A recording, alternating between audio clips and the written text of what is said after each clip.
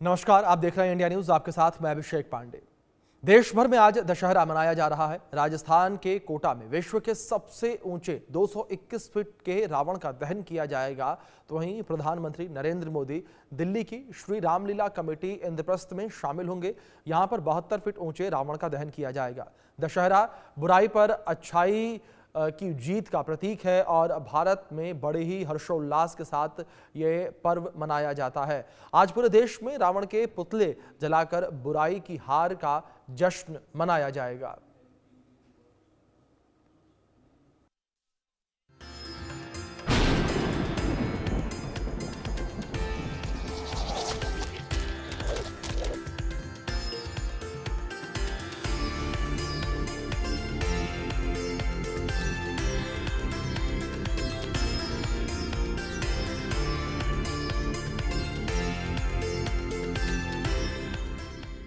आज विजयादशमी यानी दशहरा है।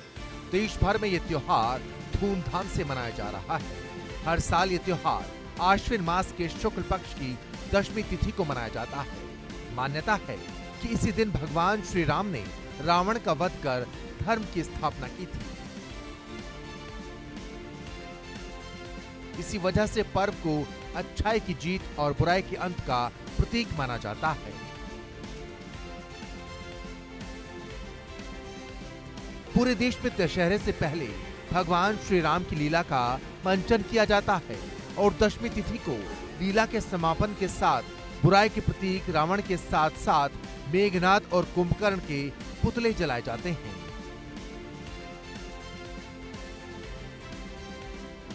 यह परंपरा भारत में सदियों से चली आ रही है। इतना ही नहीं, शुक्ल पक्ष की प्रथमा तिथि से लेकर नवमी तिथि तक मां दुर्गा के 9 रूपों की पूजा की जाती है, यानी नवरात्रि का त्योहार मनाया जाता है और 9 दिन तक भक्तजन मां दुर्गा के व्रत रखते हैं। दशमी तिथि 1 अक्टूबर की शाम 7:01 पर शुरू होगी और 2 अक्टूबर को दशमी तिथि का समापन शाम 7:10 पर होगा। उदया तिथि के अनुसार 2 अक्टूबर यानी आज ही दशहरा मनाया जाएगा। हिंदू धर्म शास्त्रों के अनुसार दशहरा के दिन श्रवण नक्षत्र का विशेष महत्व है। कहा जाता है कि दशमी तिथि दोपहर में हो या ना हो, लेकिन जिस समय श्रवण नक्षत्र विद्यमान हो उसी दिन विजयादशमी मान्य होती है। आज श्रवण नक्षत्र सुबह 9:13 से 3 अक्टूबर सुबह 9:34 तक रहेगा। दशहरा पूजन का शुभ मुहूर्त सुबह 9:44 से दोपहर 1:36 तक है। दशहरा के दिन रावण दहन हमेशा प्रदोष काल में किया जाता है। प्रदोष काल का समय सूर्यास्त के बाद शुरू होता है। सूर्यास्त का समय आज शाम 6:05 पर शुरू होगा और इसी के बाद से रावण दहन भी शुरू हो जाएगा। रावण दहन का शुभ समय शाम 6:06 से शाम 7:11 तक रहेगा। दशहरा या विजयादशमी का दिन धार्मिक दृष्टि से बेहद खास माना जाता है। इस दिन केवल रावण दहन ही नहीं होता, बल्कि पूजा अर्चना का भी विशेष महत्व है। पौराणिक मान्यताओं के अनुसार दशहरे पर मां दुर्गा, भगवान श्री राम और शस्त्रों की पूजा की जाती है। परंपराओं के अनुसार इस दिन योद्धा अपने शस्त्रों की पूजा करते थे ताकि युद्ध में विजय प्राप्त हो। मान्यताओं के अनुसार दशहरा को नए कार्यों की शुरुआत के लिए भी शुभ माना जाता है। इस दिन घर में समृद्धि लाने वाले काम किए जाते हैं और लोग अपने बच्चों की पढ़ाई या व्यवसाय की शुरुआत का संकल्प लेते हैं। इसे जीवन में सकारात्मक ऊर्जा और सफलता की राह खोलने वाला दिन माना जाता है। Bureau report, India news. आपने खास रिपोर्ट भी देखी, लेकिन आज जिस तरीके से ये विशेष पर्व है और आज का पर्व जो है वो अच्छाई की जीत का माना जाता है। बुराई पर अच्छाई की जीत हुई और इसी कड़ी में आज का ये पर्व विजयदशमी का पर्व है और विजयदशमी का पर्व जो है धूमधाम से पूरे देश भर में जो है वो आज मनाया जा रहा है। देश भर में तैयारियां जो हैं बिल्कुल अपने अंतिम चरम में जो है वो पहुंच चुकी हैं और जगह जगह पर तमाम आयोजन जो है वो किए जा रहे हैं। इसी कड़ी में आपको बता दें कि अलग अलग कार्यक्रम जो है वो आयोजित किए जा रहे हैं और देश भर से तमाम तस्वीरें जो है वो निकलकर सामने आई हैं तैयारियों को लेकर। और आज देर शाम जो है रावण के पुतलों का दहन किया जाएगा और कई जगहों पर विशेष जो है रावण का आयोजन जो है किया गया है और आज का दिन जो है वो भी काफ़ी महत्वपूर्ण जो है वो माना जाता है। तो विजयदशमी के अवसर पर जगह जगह पर रावण के पुतले जो हैं वो बनाए गए हैं। कहीं पर 221 फीट ऊंचा रावण बना है, तो कहीं पर रावण की खासियत जो कुछ अलग है। कहीं पर पहलगाम जो आतंकी हैं उन आतंकियों का पुतला दहन किया जाएगा। तो वहीं अगर बात मध्य प्रदेश को लेकर करें तो मध्य प्रदेश में 10 ऐसे अलग अलग पुतले फूके जाएंगे या जलाए जाएंगे जो कि सोनम रघुवंशी जैसी महिलाएं थीं। सोनम रघुवंशी और ऐसी जो अन्य महिलाएं हैं, ऐसी महिलाओं के 10 पुतले जो हैं वो आज मध्य प्रदेश में जलाए जाएंगे, इंदौर में जलाए जाएंगे। तो ऐसे में विजयदशमी की धूम जो है वो अलग अलग जगहों पर देखने को मिल रही है। अलग अलग जगहों पर जो है विशेष तैयारियां, विशेष इंतजाम जो है वो किए गए हैं। इसी कड़ी में प्रधानमंत्री नरेंद्र मोदी जो है वो भी विजयदशमी के कार्यक्रम में शामिल होंगे।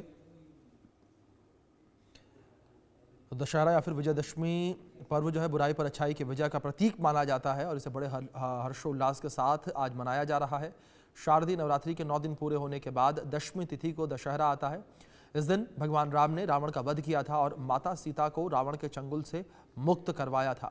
यही कारण है कि दशहरा हमें अच्छाई के मार्ग पर चलने और बुराई पर विजय पाने की प्रेरणा देता है। दशहरा केवल धार्मिक उत्सव नहीं है, बल्कि ये सामाजिक और सांस्कृतिक रूप से भी लोगों को जोड़ने का माध्यम है। और इस दिन लोग अपने घरों में साफ सफाई, नए वस्त्र पहनना, शुभ खरीदारी करना, देवी देवताओं की पूजा करना जो है वो देखते हैं। दशहरा हमें अच्छाई, समृद्धि और खुशहाली का संदेश देता है और दशहरे के दिन जो है लोगों में अलग उत्साह जो है वो देखने को मिलता है। हमारे साथ उनेजा घड़िया मुंबई से लाइव जुड़ी हैं, हम रुक करेंगे उनेजा का। उनेजा, सबसे पहले अगर बात मुंबई को लेकर करें तो मुंबई में इस वक्त विजयदशमी की किस तरीके से धूम जो है वो देखने को मिल रही है? लोग किस तरीके से आज के इस त्यौहार को, पर्व को सेलिब्रेट कर रहे हैं?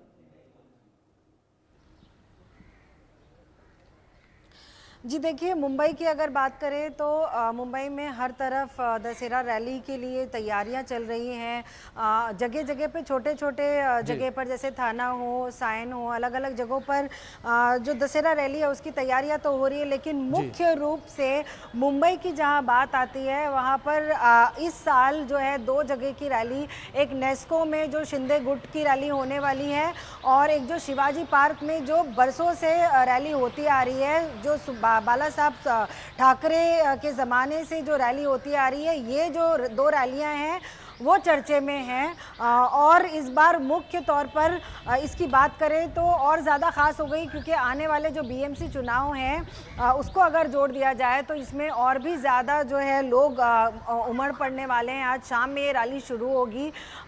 दोनों तरफ से जो है बयानबाजी होने की उम्मीद है। शिवाजी पार्क में जो रैली होने वाली है उस वहाँ उम्मीदें लगाई जा रही हैं कि ठाकरे, यूबीटी ठाकरे से दोनों भाई जो हैं, उद्धव ठाकरे और राज ठाकरे, दोनों के मंच पर आने की उम्मीद की जा रही है। दोनों वहां मंच पर से कोई बहुत बड़ा अनाउंसमेंट भी कर सकते हैं। तो हमारे यहाँ की जो रैली होती है वो दशहरा का जो उत्सव मनाया जाता है वो रैलियों को संबोधित करते हुए मनाया जाता है।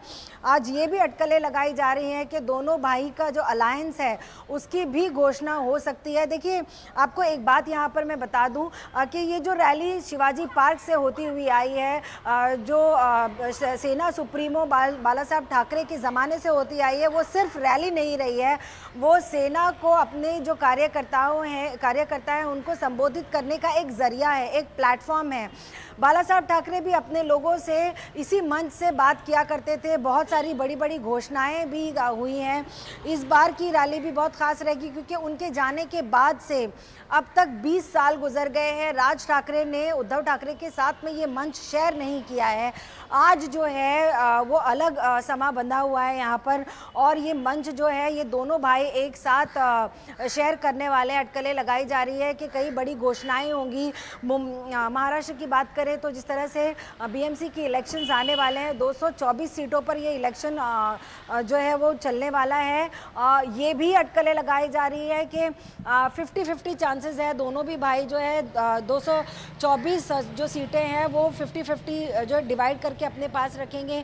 मुस्लिम इलाके जो हैं वो उद्धव ठाकरे के पास होंगे और जो हिंदू क्षेत्र इलाके हैं वो ज़्यादातर अटकलें लगाई जा रही है कि राज ठाकरे उन पर जो है अपना रखेंगे। अब तक की जो मिली जानकारी है वो राज ठाकरे की इस मंच पर आने की जानकारी है, लेकिन जैसे जैसे वक्त बीतता जा रहा है लोगों में उत्साह जो है वो बढ़ता जा रहा है। कई जगहों से हमने देखा है कि महाराष्ट्र से सटे इलाकों से लोग यहाँ पर पहुँचे हैं, वो अपने नेता को सुनना चाहते हैं और डेफिनेटली वो दोनों नेताओं को, जैसे हमने सुबह में भी आपको जानकारी दी थी कि जो ये कार्यकर्ता है ये दोनों नेताओं को इकट्ठे देखने की उम्मीद में इतनी दूर आए हुए हैं और ये चाहते हैं कि दोनों भाई एक साथ में आएँ।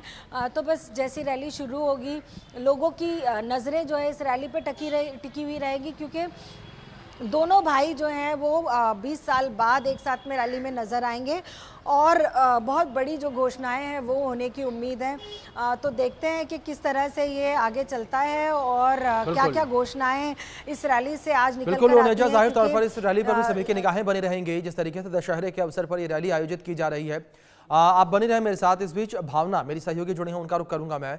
भावना, अगर जानकारियां चाहें दिल्ली एनसीआर को लेकर, तो किस तरीके से दिल्ली एनसीआर में दशहरे को लेकर, विजयदशमी को लेकर तैयारियां की गई हैं और सबसे खास बात यहां पर यह कि आईपी एक्सटेंशन में जिस तरीके से कार्यक्रम होना है वहां पीएम मोदी भी पहुंचेंगे। भावना जी देखिए, बात बिल्कुल सही है। जहां आज पूरा देश जो है विजयदशमी का त्योहार मना रहा है, वहीं अगर दिल्ली की बात की जाए तो दिल्ली के आईपी एक्सटेंशन जो है आज विजयदशमी के दिन बहुत ही खास महत्व रखता है, क्योंकि खुद प्रधानमंत्री नरेंद्र मोदी जो है यहाँ शाम 5:30 बजे पहुंचने वाले हैं। वहीं कुछ फिल्मी सितारे भी जो है वो शाम को होने वाले कार्यक्रम में प्रधानमंत्री नरेंद्र मोदी के साथ पहुंचने वाले हैं। चूंकि देखा जाए तो देश भर में विजयदशमी का त्योहार मनाया जा रहा है। वहीं अब से कुछ समय पहले जिस तरीके से पहलगांव अटैक देखा गया था, ऑपरेशन सिंदूर देखा गया था, तो इस वर्ष जो है कहीं ना कहीं दशहरा इसलिए खास हो जाता है क्योंकि तमाम जगहों पर जो है पहलगांव अटैक, ऑपरेशन सिंदूर से रिलेटेड जो है रावण के पुतले देखने को मिल रहे हैं। विजयदशमी हमेशा एक ही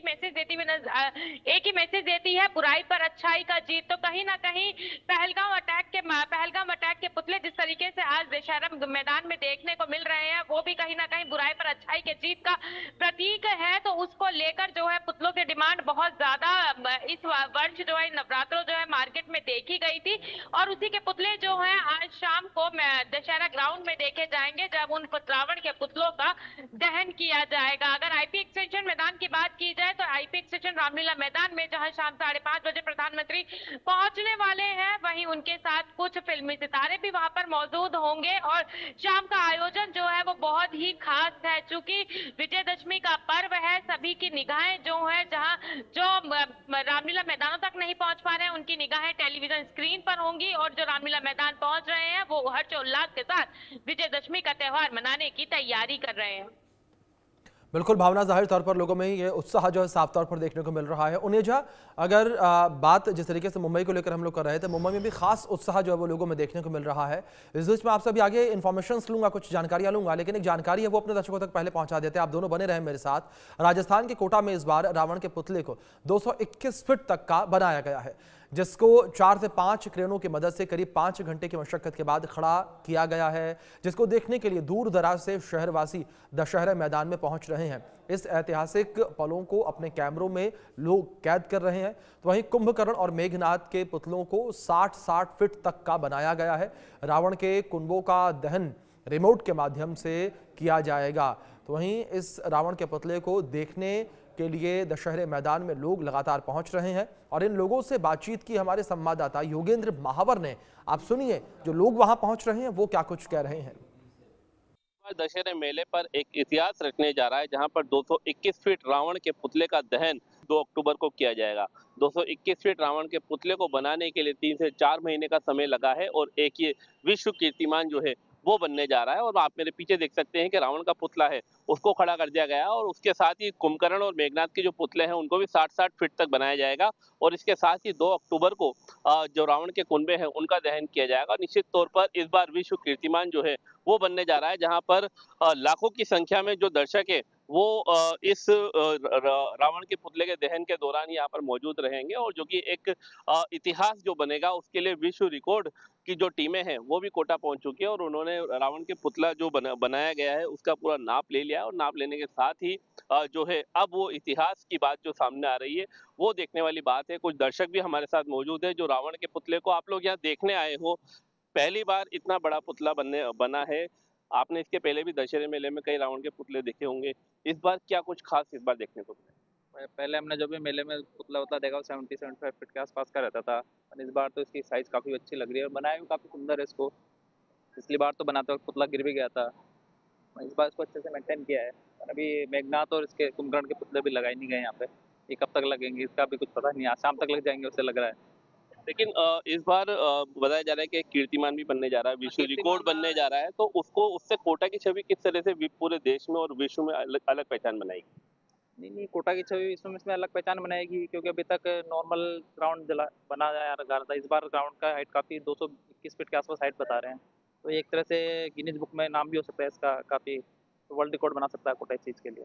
इसके पहले भी कई जगहों पर रावण के पुतले बनाए गए हैं, इस बार आपने क्या कुछ खास इस बार कोटा में देखा? ये इसकी फिनिशिंग थोड़ी अच्छी है इस बार वाले की, क्योंकि पहले वाले जो थे उनकी फिनिशिंग इतनी अच्छी नहीं थी।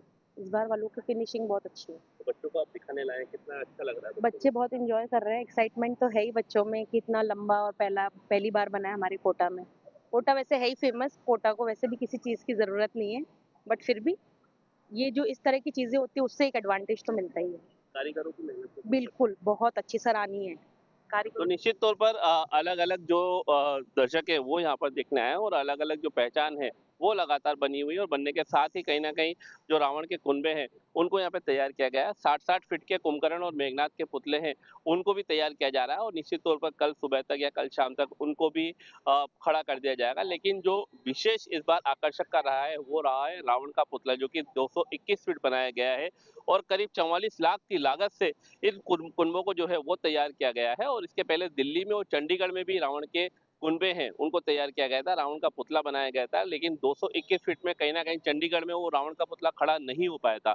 इस बार कोटा में 221 फीट के रावण को खड़ा कर दिया गया है और इसका दहन होने के बाद कहीं ना कहीं जो लाखों की भीड़ यहाँ पे मौजूद रहेगी वो इस रावण दहन के अंदर एक गवाह के तौर पर यहाँ पर मौजूद रहेगी और अलग अलग दृश्य पूरे दशहरे मेले में लगाए जा चुके हैं। लेकिन हाँ, एक अलग बात और है कि इस बार रावण का जो कुनबा है उनको विजय श्री रंगमंच श्री राम रंगमंच पर उनका दहन नहीं किया जाएगा, उसके लिए अलग से परिसर बनाया गया है जो आप मेरे सामने देख सकते हैं। और 120 फीट की जो है परिधि बना दी गई है, उस परिधि के अंदर ही जो रावण के कुनबे हैं उनको यहाँ पे जो है खड़ा करने की तैयारी है और उसके अंदर किसी को भी जाने की अनुमति नहीं है। तो निश्चित तौर पर तैयारियां पूरी हो चुकी है। अब 2 अक्टूबर को किस तरह से रावण के कुनबों का दहन किया जाता है, किस रिमोट के माध्यम से दहन किया जाता है, वो दिखने वाली बात होगी। ग्रीन पटाखे हैं वो लगाए गए हैं और 15,000 के आसपास इसमें पटाखे लगाए गए हैं और 4-4 हजार के आसपास जो पटाखे हैं वो कुंभकर्ण और मेघनाथ में लगाए जाएंगे। और निश्चित तौर पर रिमोट के जरिए ही एक स्विच जो है वो तैयार किया गया है जिसकी मदद से रावण के कुनबों को यहाँ पर दहन किया जाएगा। कैमरा पर्सन पुरुषोत्तम शर्मा के साथ योगेंद्र महावर, इंडिया न्यूज कोटा।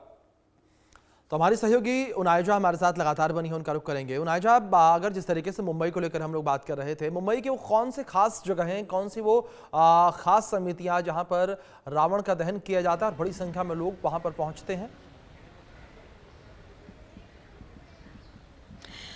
जी देखिए, मैं आपको बता दूं कि मुंबई बहुत अपने जिस तरह से कल्चर मुंबई में चलता है, दशहरा का जो कल्चर है वो बहुत ही उत्साह से मनाया जाता है, एक ये महापर्व माना जाता है। तो मुंबई में जो जहां पर बस्ती है, जहां ज़्यादातर लोग नवरात्रि खेलते हैं, वहां पर लोग अपने साथ में ही एक दशहरा का जिस तरह से सेलिब्रेशन रखते हैं। ख़ास तौर पर जो इलाके हैं वो है थाने, सायन, फिर शिवाजी पार्क। जैसे मैंने पहले भी बताया आपको, शिवाजी पार्क के अलावा इस बार नेस्को ग्राउंड जो गोरेगांव में है वहाँ पर भी एक दशहरा का बहुत बड़ा सेलिब्रेशन जो है वो होने वाला है, जहाँ लोग जमा होंगे और दशहरा जिस तरह से कहते हैं कि बुराई पर अच्छाई की जीत होती है, तो इस चीज़ को जो है लोग बहुत मानते हैं यहाँ पर। और ये मानते हैं कि जो जिस तरह से 9 दिन इनके चलते हैं और 9 दिन जो व्रत रखते हैं उसके बाद जो है दशहरे का सेलिब्रेशन बहुत ही धूमधाम से मनाया जाता है। रावण का जो है दहन किया जाता है और इस पूरे यकीन के साथ कि जिस तरह से रावण का दहन हो रहा है उसी तरह से बुराई पर जो है अच्छाई की जीत होगी। तो इस बार जैसे मैंने पहले भी बताया कि इस बार इन 3-4 जगहों पर जो है ख़ास इंतज़ाम किया गया है। दशहरा को लेकर जिस तरह से सेलिब्रेशन होने वाला है, मुंबई में सबसे बड़ी समस्या होती है कि जिस तरह से क्राउड को मैनेज करना होता है उस तरह से पुलिस भी है, तैनात होती है हर जगह पर। पुलिस और ट्रैफिक के कई रूट्स को जो है वो डाइवर्ट किया जाता है क्योंकि पूरी तरह से जो है जुलूस निकाला जाता है और एक रैली की तरह होता है। तो लोग जो है भारी तादाद में आते हैं जगह जगह से। महाराष्ट्र में जितने भी मुंबई से सटे हुए इलाके हैं वहाँ से लोग इस रैली को अटेंड करने और इस सेलिब्रेशन में जुड़ने के लिए लोग पहुँचते हैं। लोग दूर दूर से ट्रेनों में, बसों में और ख़ास इंतज़ाम करके अपनी गाड़ियों में आते हैं। तो इससे चलते बहुत सारी जो समस्या होती है उसको पुलिस को, प्रशासन को, ट्रैफिक पुलिस को निपटना होता है। उसके लिए ख़ास तौर पर इंतज़ाम किया जाता है। ट्रैफिक जो है वो रोड पर ना लगे, इसीलिए जगह जगह पर डाइवर्जन किए जाते हैं कि लोग जो हैं वो ट्रैफिक जैसी समस्या से ना जूझें और जिस तरह से ये महापर्व मनाया जाता है वो बहुत ही अच्छी तरीके से लोग एंजॉय करें और रावण का जो है दहन अच्छी तरह से, जिस तरह से दशहरा का जो ख़ास सिग्निफिकेंट माना जाता है उसे किया जाए। और इसी बात को मानते हुए लोग जो हैं इसे बहुत ही जोश और उल्लास से मनाते हैं। जी बिल्कुल। भावना, दूसरी ओर अगर दिल्ली को लेकर बात करें तो दिल्ली में कौन से खास स्थल हैं जहां पर विशेष तरीके से रावण दहन किया जाता है, विजयदशमी का पर्व मनाया जाता है और बड़ी संख्या में लोग पहुंचते हैं? भावना जी देखिए, मैं आपको बता दूं, अगर इस वर्ष की बात की जाए तो जहां इस वर्ष आईपी एक्सटेंशन, जहां पर खुद प्रधानमंत्री नरेंद्र मोदी पहुंचने वाले हैं, वो बहुत ही खास स्थल होता है। और साथ ही साथ लाल किले में होने वाली दोनों रामलीलाएं, लवकुश रामलीला की बात की जाए, धार्मिक की बात की जाए, दोनों ही रामलीलाएं जो है वो बहुत ही विशेष होती है, जिसको देखने के लिए और खास तौर से जिसका दशहरे का पर्व देखने के लिए जो है भारी संख्या में जो लोग हैं वो वहां पर पहुंचते हैं। द्वारका की रामलीला की बात की जाए, क्योंकि द्वारका में एक अद्भुत तरीके से पुतले जो है वहां पर लगाए जाते हैं, जिन पुतलों का दहन होना होता है उनकी लंबाई की बात की जाए तो काफी हाइट पे वो पुतले लगाए जाते हैं। तो कहीं ना कहीं वो रामलीला मैदान भी एक ऐसा रामलीला मैदान है जो लोगों को अपनी तरफ एकत्रित करता है। यानी कि ये कहा जा सकता है दिल्ली सहित देश भर में रामलीला दशहरे का उत्सव जो है वो बहुत ही धूमधाम से मनाने की तैयारी हो चुकी है। अगर सुरक्षा के इंतजामात की बात की जाए तो पूरी तरीके से दिल्ली पुलिस जो है आज चप्पे चप्पे पर मुस्तैद है। रामलीला ग्राउंड में दिल्ली पुलिस पूरी तरीके से मुस्तैद है। चप्पे चप्पे की सीसीटीवी कैमरे के माध्यम से नजर रखी जा रही है। वहीं जिन जगहों पर, जिन रामलीला मैदानों पर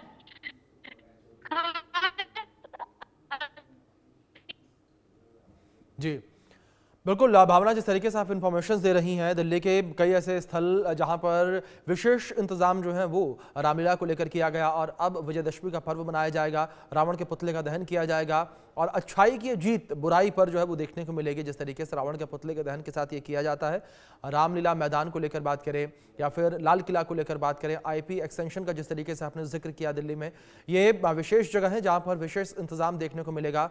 उन्हें आज दूसरी ओर जिस तरीके से अगर मुंबई को लेकर बात करें, लोगों में किस तरीके से उत्साह इस वक्त देखने को मिल रहा है, क्योंकि जाहिर तौर पर कई जगहों पर मेले का जो आयोजन है वो भी किया जाता है। क्या इस तरीके के कोई कार्यक्रम मुंबई में आयोजित किए गए हैं और अगर किए गए हैं तो क्या बड़ी संख्या में लोग वहां पहुंच रहे हैं? जी देखिए, जिस तरह से ये दशहरे का जो सेलिब्रेशन है वो मैंने पहले भी बताया कि अलग अलग जगह से लोग आते हैं, खासकर क्योंकि मुंबई जो है दशहरा का जो सेलिब्रेशन है उसके लिए काफ़ी ध्यादा मशहूर है। रावण दहन के लिए जो है बहुत बड़ा सा मैदान होता है, वहाँ पर लोग रावण का पुतला बनाते हैं और उसे ध्वस्त करने के लिए जिस तरह से इंतज़ाम करते हैं वो लोग देखने में रुचि रखते हैं। इसलिए मुंबई से सटे हुए जितने इलाके हैं वहाँ से लोग मुंबई में पहुँचते हैं। मुंबई के अलग अलग जगह पे, घाटकोपर में, विक्रोली में, थाना में, सायन में, शिवाजी पार्क में, और इस बार गिरगांव में भी बहुत बड़ा इंतज़ाम होता था, लेकिन उस इंतज़ाम को हटाकर इस बार नेस्को का जो ग्राउंड है गोरेगांव में, उसके लिए किया गया है। और लोग भारी तादाद में आते हैं, अलग अलग जगह से आते हैं, जैसे बेड़, नांदेड़। आज सुबह में ही हमने बताया कि कई अलग अलग इलाकों से लोग यहाँ पर आए हुए, अपनी खुद के खर्चे पर लोग यहाँ पर पहुँचते हैं। जैसे ट्रेन से लोग आ रहे हैं, बसों में लोग भरकर आ रहे हैं, ट्रकों में लोग भरकर आ रहे हैं, अपनी गाड़ियाँ लेकर लोग आ रहे हैं, मुंबई पहुँचते हैं। मुंबई में जो इस महापर्व का जो आनंद है वो बहुत ही अलग नज़ारा होता है, भव्य नज़ारा होता है। इस भव्य नज़ारे को पूरी तरह से लोग अपने जो है जीवन में जीना चाहते हैं, इसलिए लोग अलग अलग जगह से यहाँ पर आते हैं और इस भव्य जो सेलिब्रेशन है महापर्व का, उसे भव्य तरीके से जो है उसका आनंद लेना चाहते हैं। इसलिए लोग जो है, हमने देखा कि काफ़ी उत्सुक नज़र आए, वो बस इंतज़ार कर रहे हैं कि जैसे ही ये सारे जो है प्रोग्राम वो शाम को ही होंगे, तो बस 7-8 बजे से ये जो है शुरू हो जाएंगे। लेकिन लोग का जो जमावड़ा है वो शाम 5 बजे से जो है, जैसे ही थोड़ी जो है राहत होगी धूप से, वैसे ही लोग जो है मैदान की तरफ जाने लगेंगे। अब देखने वाली बात यहाँ पर ये होगी, बड़ी संख्या में लोग किस तरीके से अपने घरों से बाहर निकलेंगे। लेकिन जाहिर तौर पर जिस तरीके से आपने जानकारियां दी, भावना ने भी जानकारियां दी, लोगों में उत्साह जो है वो साफ तौर पर नजर आ रहा है। लोग विजयदशमी को लेकर उत्साहित हैं, रावण दहन को लेकर उत्साहित हैं। बहुत शुक्रिया आपका जुड़ने के लिए भावना, आपका भी